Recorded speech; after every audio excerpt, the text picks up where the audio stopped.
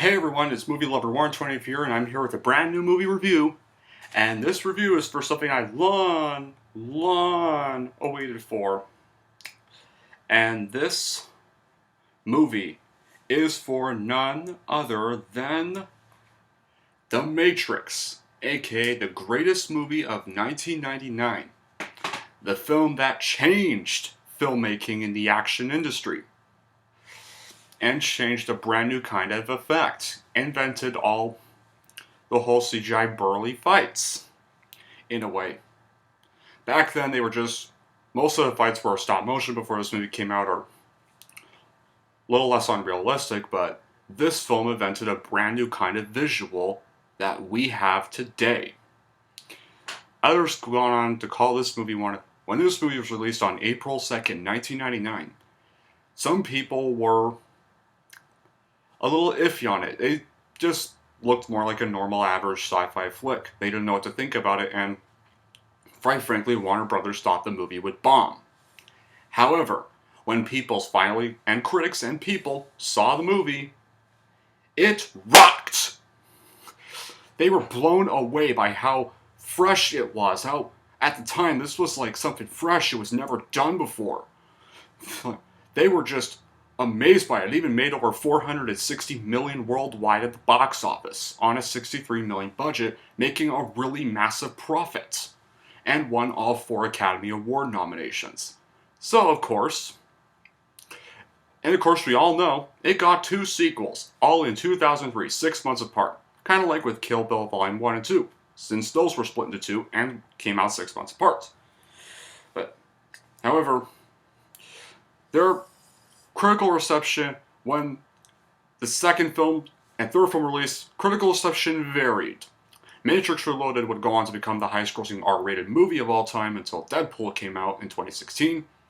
And the critics, well, they didn't hate it. I mean, it still got some good reviews, and some thought it was still a decent action movie, but as a sequel to The Matrix, yeah. Then Matrix Revolutions came 6 months after Reloaded, and of course, well, critics considered it a bomb. Got a nasty 35% of Rotten Tomatoes, and while it was still profitable, it did not make anywhere as much as 1 or Reloaded did, and only ended up with a not very good $427 million worldwide, putting the franchise down. Until 16 years later, after John Wick 3 came out, and they have now announced a 4th Matrix movie that is going to be coming out in December 2021. And I'm going to be reviewing all 3 movies before Matrix 4. It doesn't have a title yet, guys. I'm just calling it Matrix 4 until they do decide to reveal a title, which I really hope they do. I really hope it's not just called Matrix 4. They really need to give 4 a title. And of course, 4 is once again going to bring back Keanu Reeves and Carrie-Anne Moss. But anyway, enough talk about that. I need to review the movie. So, what is the movie about? Well, Thomas A. Anderson, aka Neo, is a man living 2 lives. But by day, he's an average computer programmer, by night, a hacker known as Neo. Neo has always questioned his reality, but the truth is far beyond his imagination. Neo finds himself targeted by the police when he is contacted by Morpheus, a legendary computer hacker branded a terrorist by the government. As a rebel against the machines, Neo must confront the agents, super powerful computer programs devoted to stopping Neo and the entire human rebellion. Man, I consider this one of my all-time favorite movies ever, one of my favorite sci-fi movies ever, and my all-time favorite movie of 1999, and probably my favorite movie from Keanu Reeves. And again, 1999 in general was an awesome year for movies. So many classics came out the year, and maybe some films that weren't really liked, but changed a new kind of genre in the film industry and invented a brand new beginning for Hollywood. Like films like The Blair Witch Project and American Pie, but I can see why they're profitable, because those 2 films did invent a new kind of genre and started kind of a new beginning. Well, Blair Witch Project started a horrible genre that launched a certain franchise that would never just die. Yeah, I'm talking about Paranormal Activity, guys. I think that's pretty obvious, but back to The Matrix. I just want to review The Matrix now, but here's why the movie rocks. Like I said, it revolutionized visual effects. This movie, popularized and debuted bullet time, The story and concept, like the red pill and the blue pill, are very good, and the fight scenes are neat to watch, especially in the third act. And of course, even has one of the very most iconic and greatest villains of all time, Agent Smith.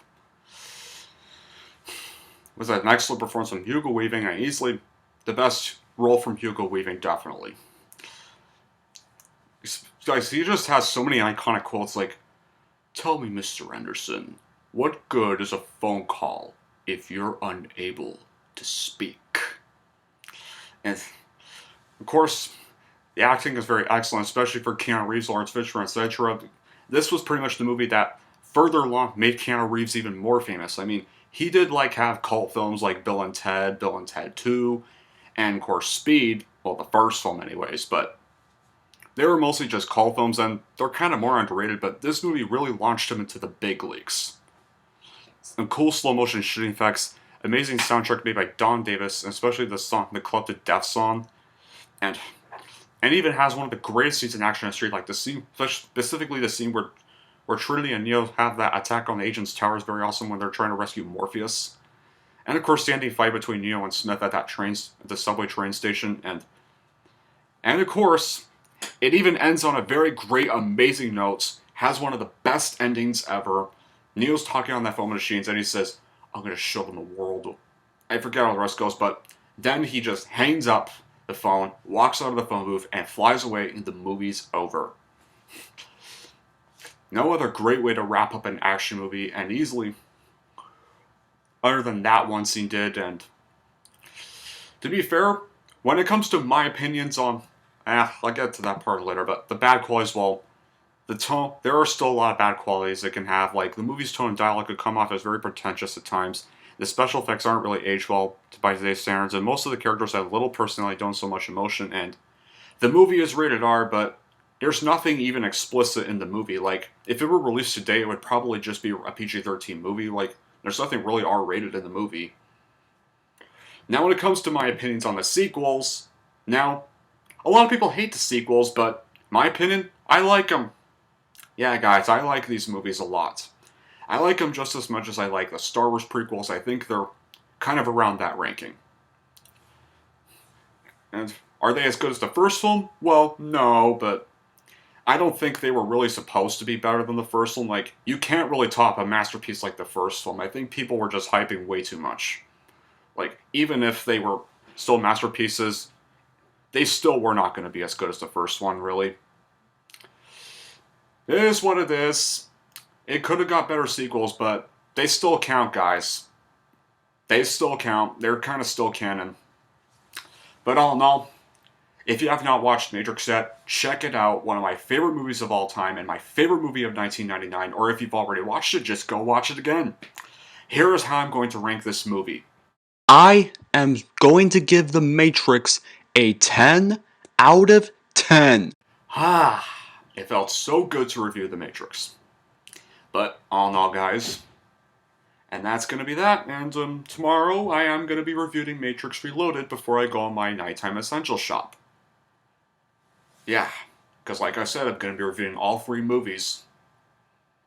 But all in all, guys, that'll be it for this video. Thank y'all for watching. If you like this and want to see more, and don't forget to like and subscribe to Movie Lover 120.